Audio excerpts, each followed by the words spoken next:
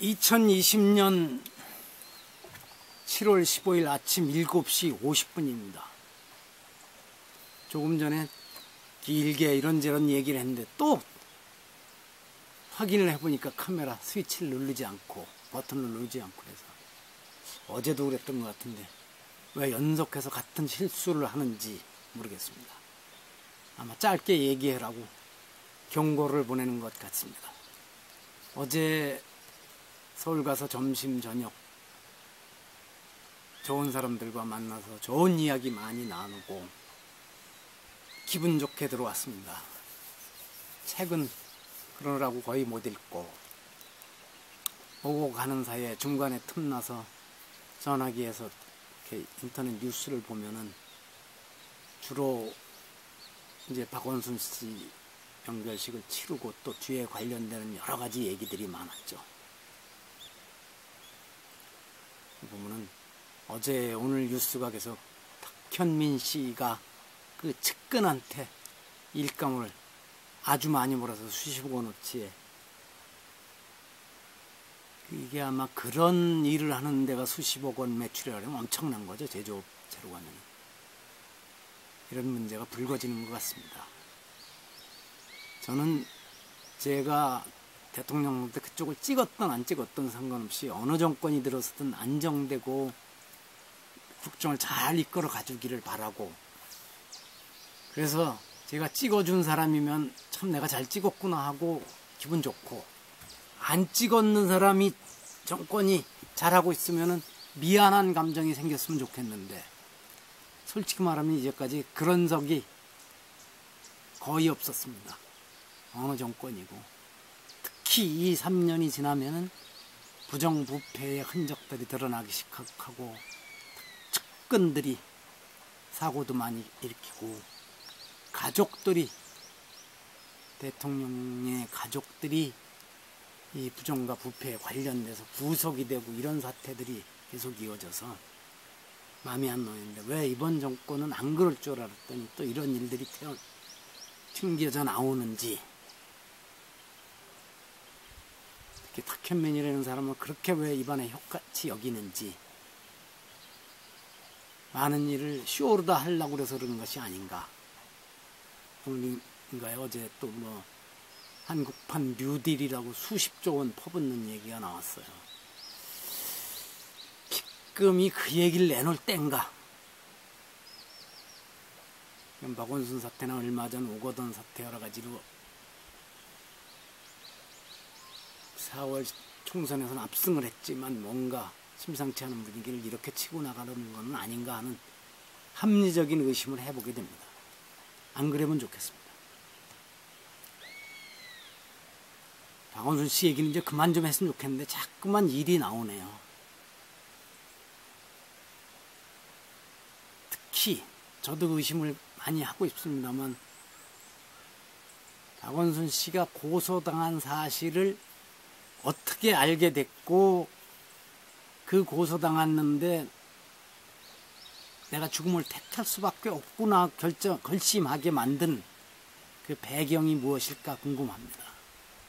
근데 지금 전해지는 것으로는 누가 알려줬느냐? 경찰은 아니라 그러고 어쨌든 청와대도 아니라 그럽니다. 근데 뉴스 나오는 게 젠더 특보라고 하는 사람은 말이 아직은 분명치가 않아요. 고소 1시간 전인가에 뭐 이런 말이 도는데 있었습니까? 이렇게만 물어봤다 그런다는데 거기까지일까? 뭐 하여튼 이런저런 여러 가지가 박원순 씨 문제 또 이거에다가 제가 시청 앞에 빈소를 사람들 많이 모여서 조문하게 하는 게 코로나 사태에 오르냐 하는 얘기도 했지만 오늘 아침 한국일보 보니까 어느 여성이 막내딸이 어머니 장례를 혼자 치렀다. 해외에 있는 오빠와 언니들이 들어왔는데 자가격리 기간 때문에 병원 측에 아무리 사정을 해도 올 수 없다.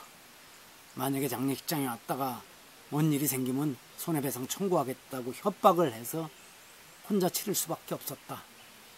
그런데 어떻게 박 시장 아들은 인천공항에서 곧바로 검사시켜주고 1박 2일도 아니고, 그리고 음성 판정받았다고 장례식에 참석시켜줄 수가 있느냐? 조문을 받게 해줄 수가 있느냐?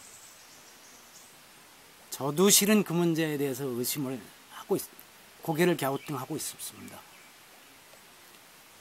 제가 거리가 어떻다고 얘기하기 어려운 사람이 얼마 전에 세상을 떴는데, 그 둘째 딸이 해외에서 엄마가 위독해지면서 들어왔지만 그 위독하게 마지막을 보내고 있는 엄마를 보지도 못하고, 자가격리 기간 때문에. 그 다음에 세상이 떠났는데도 그 둘째 딸의 자가격리 기간을 넘길 때까지 시신을 그냥 냉동고에 보관한 채로 홀로, 참 그때까진 글쎄 본인의 뭔가가 의식이 남아 있었다고 하면은 병원 기계엔 체크되지 않지만 얼마나 힘들었을까.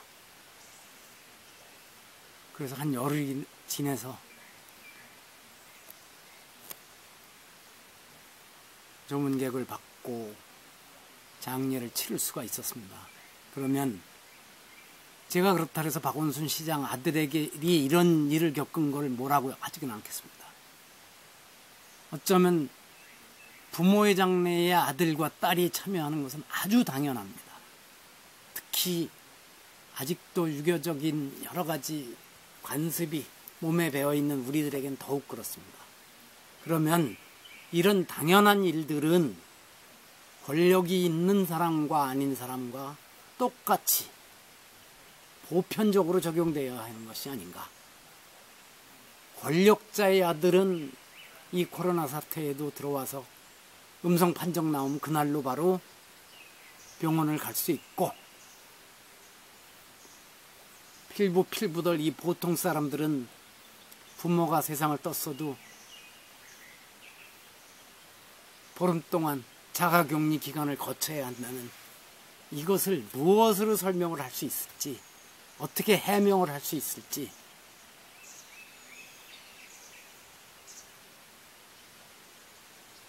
그럼 또 적극 지지자들은 뭐라 그러겠죠?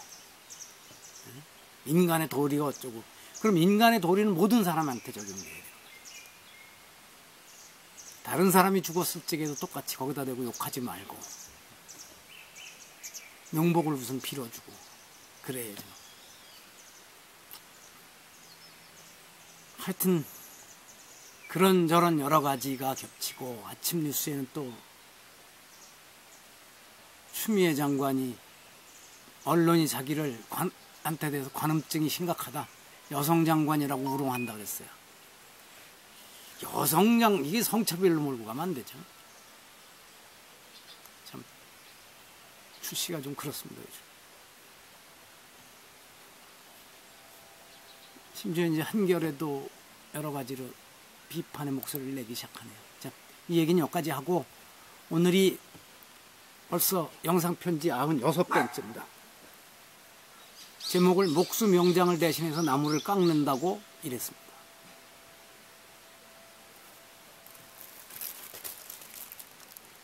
이 쓴 앞에도 있습니다. 앞에는 뭐냐면 부대사살자 시위 대대장착. 그 대사에 사는 사구, 옛날에 벼슬입니다. 근데 모로아시대 쓰지는 조물주라 그랬어요. 조물주를 대신해서 사람을 죽이는 짓은 뛰어난 목수를 제끼고 나무를 깎는 것과 같다. 그리고 이제 그 다음 얘기입니다. 부대대장착자 희유 불상기수의. 무릇 뭐를 대신해서 대장, 큰 목수, 훌륭한 목수를 대신해서, 목수라 했지만 꼭 목수는 아니고 대장, 큰 훌륭한 장인을 대신해서 깎을 착입니다. 깎는 사람은, 대패질을 하고 칼질을 하는 사람은 도자기 장인도 마찬가지죠. 희유불상기수의. 드물다. 뭐가? 그 손을 불상, 다치지 않는 경우가 드물다. 그렇습니다. 이게 본래 노자에 나온다는데, 노자 74장에 저는 이 얘기를 2015년도에 타고 이지의 분서를 읽다가 이 구절을 봤습니다. 그래서 메모를 해놓고 이렇게 코멘트를 해놨어요. 2015년 7월 30일에 목수를 대신해 나무를 깎다가 제 손가락만 다치는 게 아니라 아예 목숨까지 내놓는 경우도 아주 많다. 예전에 회사 다닐 때 경험으로는 정리해고 담당하며 어깨와 목에 힘주던 사람들 중에 오래도록 살아남은 이들이 별로 없었다. 결국 자신도 같은 운명에 놓이게 되더라는 말이다. 회사 생활 해본 사람들 잘 알죠.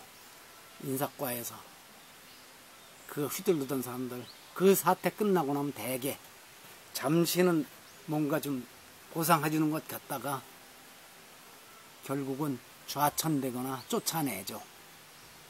그게 권력의 속성입니다.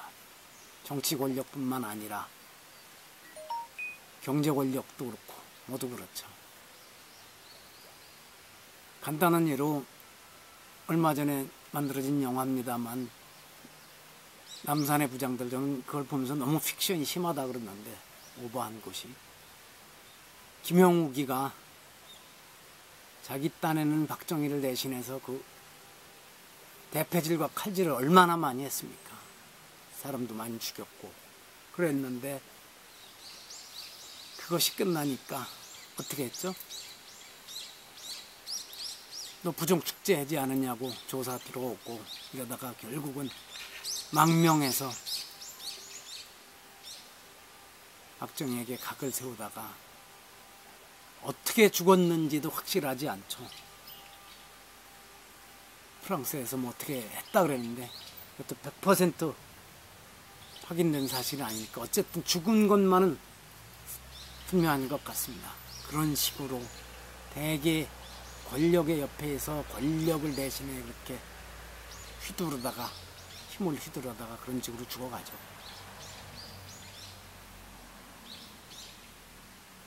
대통령, 그러니까 그런 권력은 국정원이나 기무사나 옛날 치안본부 대공수사대인가요? 박종철 고문치사 했던데 이런 데들이나 에서만 일어나는 일이 아니고 대기업에서만 일어나는 일이 아니고 아주 작은 종업원 10명, 20명 되는 소기업에서도 일어날 수 있는 일이고 인구 2, 3만 밖에 안 되는 산골짜기 군의 군수 옆에 측근들도 군수를 대신해서 칼질하고 대패질하다가 손만 다치는 정도면 좋은데 자기 목숨을 잃는 경우도 있죠. 그래서 바보가 아니면 현명한 사람은 그걸 대신해서 대패질을 하지는 않습니다. 권력자를 대신해서. 어쨌든 이제는 박원순 씨 얘기는 그만해야 되죠.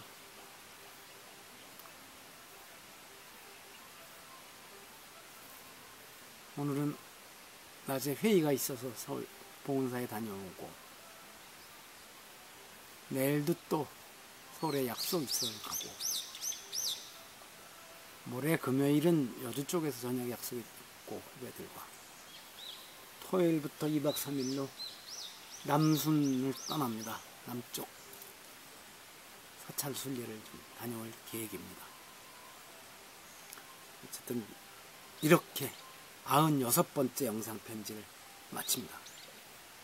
얘기를 짧게 해서 10분 이내에 끝내야 되는데 이제 버릇이 돼서 이게 잘 안 됩니다. 조심해 보겠습니다.